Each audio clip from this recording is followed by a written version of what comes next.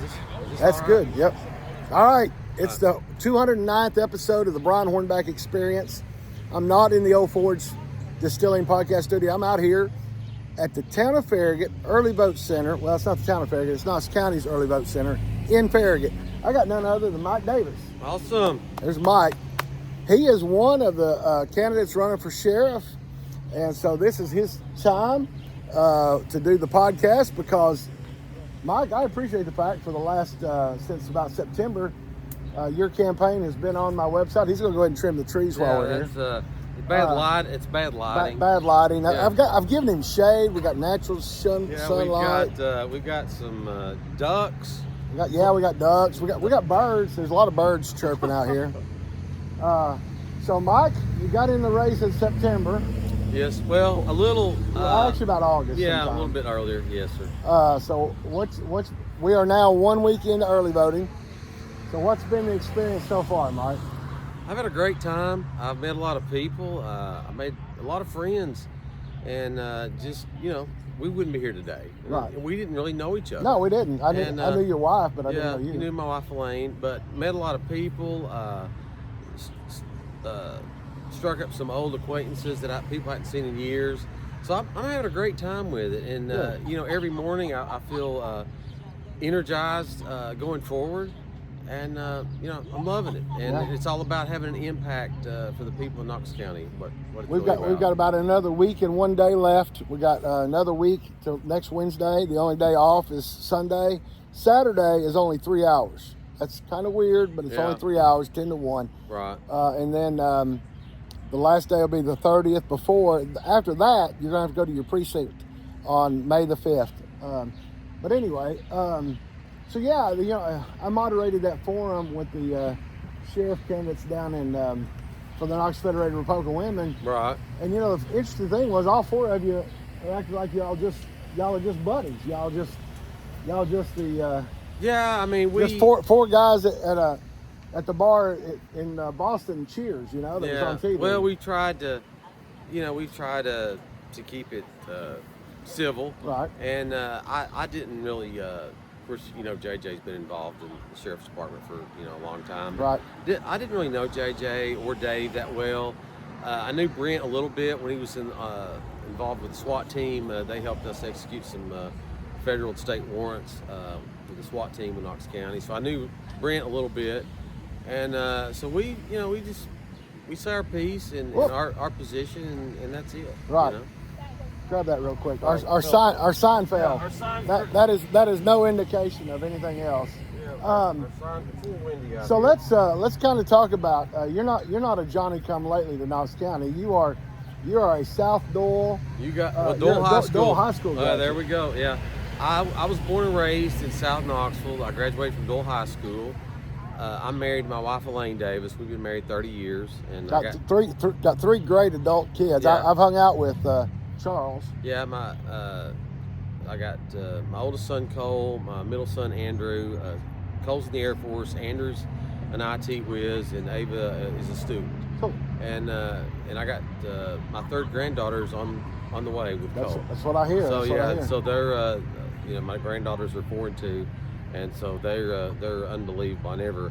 I think I worry about them more than my own kids. Right. Well, anyway, that's what I hear. I haven't had grandkids yet. I've got 3 adult kids, about the same age as your kids, and I know from my own experience, it seemed like mom and dad tolerated more with my kids, their grandkids, than they tolerated with me. But that's another issue. Yeah. But I love them. But like I said, I graduated from Dole, graduated from the University of Tennessee. I was hired by the Knox County Sheriff's Office, starting corrections.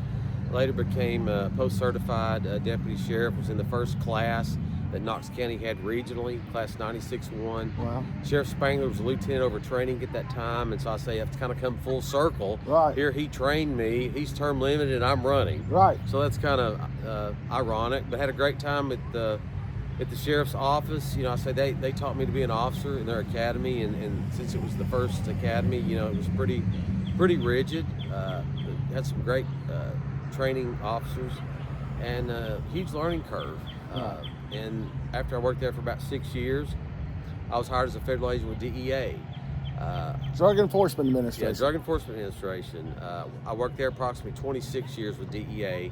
Had top secret security clearance for 26 years. Had a background check every 3 to 4 years. You know, we had to take I took 2 polygraph tests before I was hired. So Wow. it was an arduous process, but loved it. They sent me to New Orleans. Worked down there for about 6 years. Worked throughout the country out of the home base of the New Orleans Field Division office. Worked, Alabama, Mississippi, Arkansas. Had a huge impact directing task forces combating the gang and drug trafficking activity, and those are usually hand in hand. So we had a huge impact down there. Was able to get back home to Knoxville after about 6 years, and worked approximately 20 years here in Knox County, where I worked with the Knox County Sheriff's Office and KPD, TBI, FBI, Highway Patrol, and those agencies also had task force agents in our office. So I had that conduit and that communication with those other agencies. Some people said, well, hey, you're not connected with the sheriff's office. And I said, well, I am, because we had task force officers in our office, and we worked together. I would assist them, they would work with me. I worked with the overdose task force with the city police department. So it was a collective. It wasn't as if I was a federal agent and I'm on an island. Right. We have to have those relationships to do our job. I mean, I remember several years ago, there was a pawn shop that got busted over off Western, and I think between the Sheriff's Department, KPD, I know DEA was involved, ATF was involved. Right. So, unfortunately in the news, they don't always say all the three-letter agencies that are involved. No, they kind of, I mean, it's usually the city or the county that the media, but it's all about working relationships and law enforcement, and and a lot of these investigations, it started here locally, but it's a network that goes over multiple states. And so I've directed and worked with agencies throughout the country on one specific investigation, because these organizations, they're a spider web. Right. Okay, so when you say you're utilizing and working with all these agencies and all the, whether it's their air wing, the Indiana State Police, for instance, may be helping us in conjunction with the FBI in Detroit. Right. So you're managing a broad-based collective. It's not just, hey, I'm a federal agent and I work cases here, and I don't have that that managerial or administrative element, because you have to have that to work in conjunction with all these agencies. Sure. So that's probably the unique thing of all the candidates. The other three are pretty much just local. I mean, they've been in the agency for a number of years. You do have experience in the agency, but you have a broader scope. You got broader experience. You think that's more advantageous to the voters as they make their decision? I do, because it's twofold. I worked here locally. I have empathy for the men and women of the Knox County Sheriff's Office. And you're from here, I'm from here. This is my home. Right. And I know in terms of the pay, I work the side jobs at the Greyhound and at the Crystal and Waffle House at 4 in the morning to make extra pay. So I understand the pay stresses and having a family, but it's twofold. With DEA, I bring that broad perspective, that strategic analysis, that operational analysis that I feel is more substantial and obviously broader based than in Knox County, and I can bring that knowledge here to our hometown. And I think what people need to understand is, in 1990, when Sheriff Hutchison was elected, the department was way behind. Sheriff Hutchison, in his years from 1990 to 2007, really brought the department up. Came with helicopters that we got from the feds, did horses. I mean, brought the department up to truly where it is today. Right. I think Sheriff Spangler's done a phenomenal job with his background as both the training guy, and then he was... he's worked with Blount County. Right, he's worked with Blount County training. He was Sheriff Hutchison's number 1 or number 2, whatever they call that. The chief. Deputy chief, I guess. Chief. So, we really are kind of right now with this election, we're going to find a sheriff that's going to work for 4 to 8 years because it's term limited. Right. So we really are on kind of a verge of what's the next step for the Sheriff's Department. Right. It's what I've said.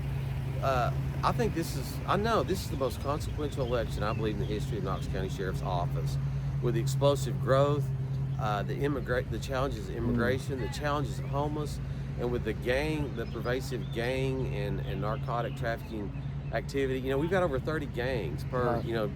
General Allen. Right. So a lot of people are not aware of some of these dynamics. And with that being said, it's about the safety and security of the people of this community going forward. Don't bring. It's about the people of Knox County. It's not about maintaining the hierarchy of the Knox County Sheriff's Office. Right. And God bless the other candidates. I'm not criticizing their Right, service. right.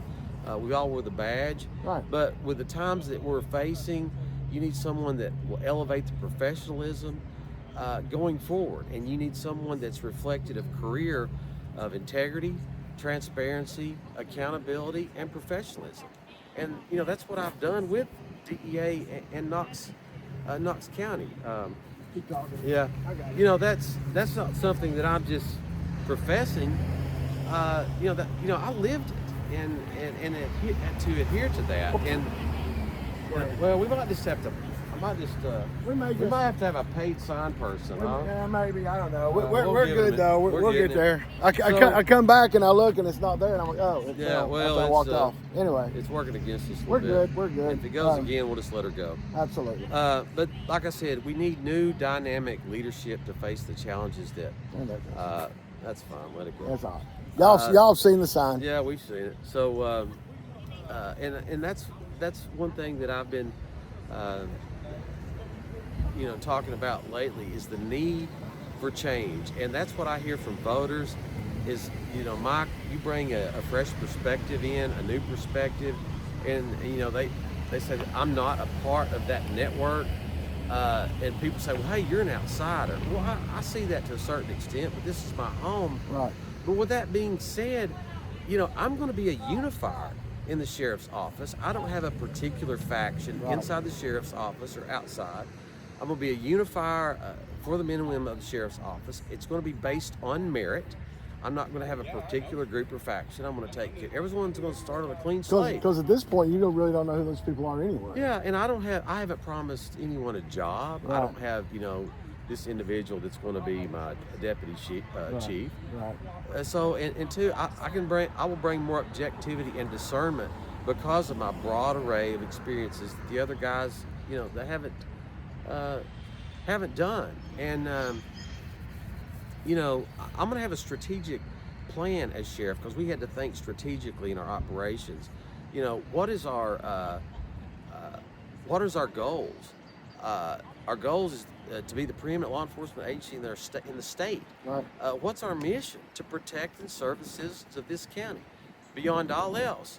And we're going to have strategies to implement our mission and our goals, and we're going to be accountable and have internal review that we are achieving what we need to do for the people of Knox County. So the challenges in the next 4 to 8 years, really, homeless is a critical problem, right? Right. Because, they're everywhere. They're not just under the bridge on Broadway anymore. Right. They're literally in every community, from Cedar Bluff to Farragut, all the way down to downtown, out to New Hopewell and South Dole and Mount Olive. Yeah, it's expanding. They're everywhere, right? Right. And so, I know that's going to be a challenge. But, obviously, what the next sheriff has to do is he has to work with the city, has to work with the county on that issue, because the homeless, for the most part, are in like the city limits. But you also have to work with District Attorney Sharm Allen. So Right. you think your experience in working with the DEA and working through more task force oriented things helps you to bring the city and the district attorney, everybody at the table without any preconceived biases or anything? The bottom line is you've got to make it work, because it's about the people. It's not about the agencies. It's about the people of this county. And I'm going to be the sheriff for everyone in Knox County. And so I had a great dialogue with General Allen, and we had some great state cases. and had some great federal cases at the U.S. Attorney's Office. And it's about, like I said, working together. I had a great relationship with the organized crime unit at KPD and their SWAT team, as well as Knox County, TBI. And so, it is about the communication and working with the mayor and county commission. One thing I want to touch upon is having a career path for the men and women of the Knox County Sheriff's Office. That's something we had with DEA. Oh, yeah. Where we knew every year or 2 years we were going to either get a grade, and within the grade, step increases. So, they can see, hey, no matter whether county commission gives me a raise or not, or a bonus, I know within 1 year or 2 years or 18 months, I'm going to be elevated. Right. So it's something that will help retain officers. And two, for me, law enforcement is a calling. It's just a job, and that's with people in law enforcement. So they need to realize that that I have their that I have their back, and I'm going to be there and do the utmost I can. And there's no reason that we can't be the preeminent law enforcement agency in the state. We've got our own training facility. Of course, we run the jail here. We have the personnel. And two, it's about passion. It's about passion and drive in serving. And I want officers in corrections, patrol, that are driven and have common sense and have passion. Yeah. And if someone else has voted for another candidate, God bless them. But as long as they bring that commitment and desire every day to work, God bless them. Right. Yeah, just come in and do your job for 8 hours. Yeah, and do go your home, job. Right? Don't 8, 10, or 12 hours. Don't be a distraction. Right. Everyone's got a family. They're working to support their family. Sure. And I was in I was in their shoes. And a couple of things I want to touch about. As sheriff, we're going to have quarterly and yearly audits. We're going to open the books with contracts with the sheriff's office, whether we have what the contracts may consist of. Are they is the contract fair? Do we need to look for other sources? So we're going to look at, who's providing services for the Knox County Sheriff's Office and how that came about, those services. Right. Okay, so we're going to have parity and give everyone an opportunity where one particular group or agency doesn't have 90% of the contracts with the sheriff's office. Right. We need to have a little bit of parity. So, and a lot of times these things that happen with accounting issues, it's just a mistake. Right. But if you catch it on the quarter, we did that with DEA on the quarter, it can keep it from becoming problematic. So, like I said, we're going to open the books. We're going to have a full accounting. I'm going to have about a 60-day period where I'm going to review every department.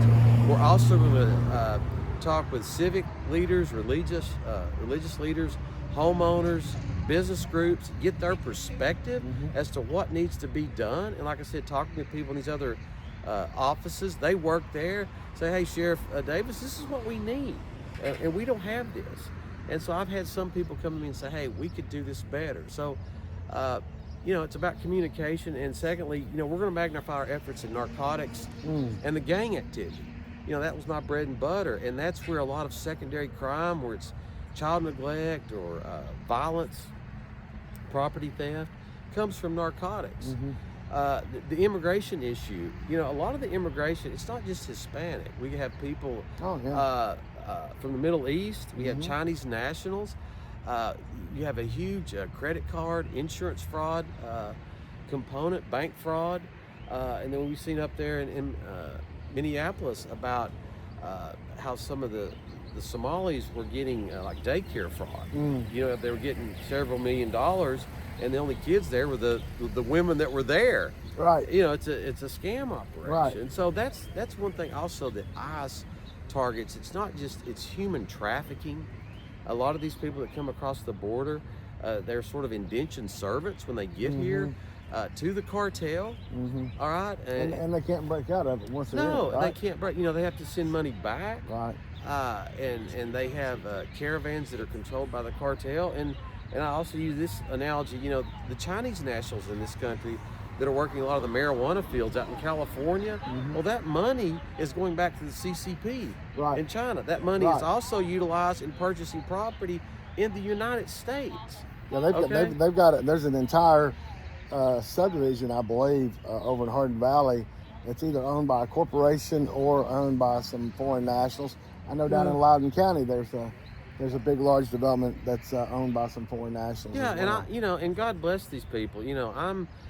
I don't care if you're illegal or what. If you call the sheriff's office, we're coming. Right. And we're coming to all four corners of the county. Right. We're coming. Right. And there has been an issue down here in Farragut where I know where the precinct's been closed in Turkey Creek for whatever reason, and they say they're going to open one up at Cedar Bluff, but that still has bothered the town of Farragut. And you were one of the first. I know a couple others have come out, but you were one of the first to say that Farragut's just as important as Thorn Grove or Mount Olive or any other. We were coming as hard as we can to John Sevier Highway as we're coming down to Fox Den, right? Because it's about the people and the citizens of this county, and we're coming, right? And we're going to have an impact when we get there in terms of your safety and security, and we're going to have an office day one that's going to be ironed out forever, right? In the transition, we're going to have an office down here where the officers, possibly a holding room if they need to take care of a report or do some research. They've got that facility. Cedar Bluff doesn't seem to be that far away, but you try to come here. But you try to come here at 5:30 in the afternoon. And granted, emergency services are going to, have the wherewithal to come faster. But why not be here? Your response time will be cut in half. And so I don't fully understand the dynamics. I know that, when it comes to your safety and your family, you don't want to hear semantics. Right. Well, this building or that building, or we're going to have these issues. We're not accountants. Right. Okay. Right. So we're going to be here. And I even had the analogy in one meeting. I said, hey, I'm going to pitch a tent down here in Farragut if we have to, to be here. And so sometimes there's enough empty space down here. We can find your spot.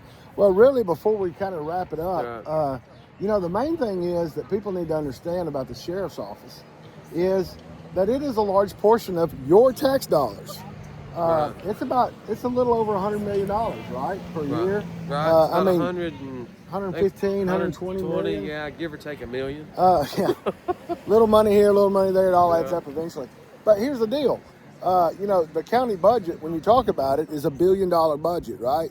But then when you take the schools $780 million out, and you take the sheriff's let's just say 120 million, then it leaves the county commission with just really dealing with a smaller pot, about a 120, 130 maybe. So the sheriff's department is a large operation. I don't want anybody to think that they just got inmates over there or you just got officers patrolling the streets. I mean, you've got process servers, you got. Well, you got the dive team, you got shore, you got SWAT, you've got the helicopters, and you're having to feed all the inmates. I mean, so you got a kitchen operation and the medical. Medical's huge. In terms of the homeless issue and the mental element. When I worked in the correction, I started the old penal farm. Right. And so I saw that firsthand. Yeah. I saw that destruction and having to deal with the people and the resources needed, to provide them the care that they need. And I say, we're all children of God. Yep. But also, it's not a crime to be homeless. Right. That's your decision. But your rights as a homeless person do not override my rights as a taxpayer. Right. Okay? And we're not going to have these shanty towns under the bridges in the wooded areas that butt up to a subdivision. Because at the end of the day, those people, they're not on their own property; they're on somebody else's property. Yeah, well, so technically they're trespassing. Technically, well, these little shanty towns have become dens for narcotic use, like I said, drug use, the waste and the filth, and it's not that we're trying to hurt them. We want to elevate them and get them out of that squalor, and have them and obviously there's mental needs, and I've toured the Clarm facility, and they've got a medical element down there, and they have a case file on every person that's down there, which I was not aware of. And they have to adhere to the guidelines that Carm has to stay there. Oh. And they've got, I think, 150 men and 150 women. So, and they've got, like I said, medical services. They've got a culinary program and a housekeeping program for jobs. You know, you have to go through a metal detector. You got your own bed. Wow. And a case agent works with you to try to, you know, solve the problems that you have. And I was, you know, I thought they just had, you know, your first couple hundred line up and then go in. Right. But the dynamic on Broadway, Brian, I don't understand that. No, I mean you got Carm and you got Volunteer Ministry Center, and now Care Cuts has moved from that area along Broadway and Fifth. They've moved out on Clinton Highway now. But I mean, you know, you talk about the dynamics of what Carm does. I mean, it's not just one agency. You got multiple agencies that are probably doing similar to the same thing. Yeah, but, and we need to look at, you know, I've been down there and talked to those people. I'm not just saying something on a mountaintop. I went down there and talked to them. I've talked to homeless people, and one day I was down there talking to 4 or 5 ladies that were homeless, and God bless them. And I said, hey, all that's under the bridge. I said, you know, how much of that is drug use or property for drugs or just kind of illicit behavior? Right. And they said all of it, which, you know, which I don't know that all of that was the case, because I know there's some programs that feed people under there. Yeah. But is that what we're coming to? Right. You know, in terms of caring about your brother, your sister, I don't understand it, bro. I don't understand it either.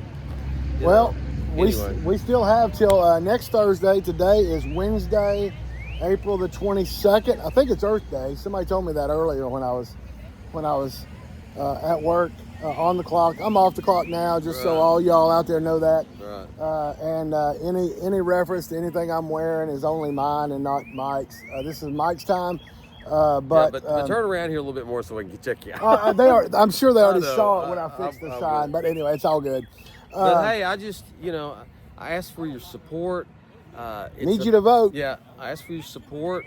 It's about new leadership and a change going forward, and that is not change for change's sake. That's service over self, and that's change to help the people, their safety and security in this county. And that is will always be my priority and passion in terms of having an impact, and that's what I'm running. This is my home, and I've had an impact for 26 years in stopping the violence, I think more so than the other candidates too, to be honest with you, in terms of the cartels, the networking of activity that comes through our county. We're at a choke point here, 40 and 75, and the amount of narcotics that comes through here via the interstate is off the charts, and that's why I'm running. Good. And I will make a difference, and I'm blessed to have you on here today. Absolutely. Okay. So everybody, it's been a pleasure getting to know Mike over the last several months. I've known his wife for a number of years. Met his son that has the almost 3 grandbabies. Yeah, 3 girls. He wants a son. He wants a ball player. And I said, Cole. Actually, he said to me on Saturday that he wants to have a ball team plus a bench. That's what he told me. Well, he might have 3 All-American softball players at UT. Could. Softball. Yeah, but my son was a pretty he was a standout baseball player, and so he's wanting to, but he wouldn't swap those girls for anything. They're absolutely incredible. Absolutely. Well, anyway, it's been great to get to know you over the last several months, and hopefully the good thing is after this Republican primary on May the 5th, it's over. There's no Democrat. Apparently, there's no law enforcement person in Knox County that qualifies post-certified. That's my inside joke to you Democrats. Don't take it too personal. So whoever wins the Republican primary is going to go on to the general election ballot unopposed. That's a good race to run, I would imagine. There we go. I've never understood that. I've never been able to experience that. But everybody get out there. Thank you, Mike, for being on. Thank you for helping support the Mega Bullhorn of Truth for the last several months, and hope that we can work together soon again. You've always been gracious to me, and as well as anyone that I've seen you have contact with, and I really appreciate it, brother. It's all about getting information out. All right, sir. All right. Thanks, you. Mike. God bless you. Appreciate it. All right, bud. Thanks.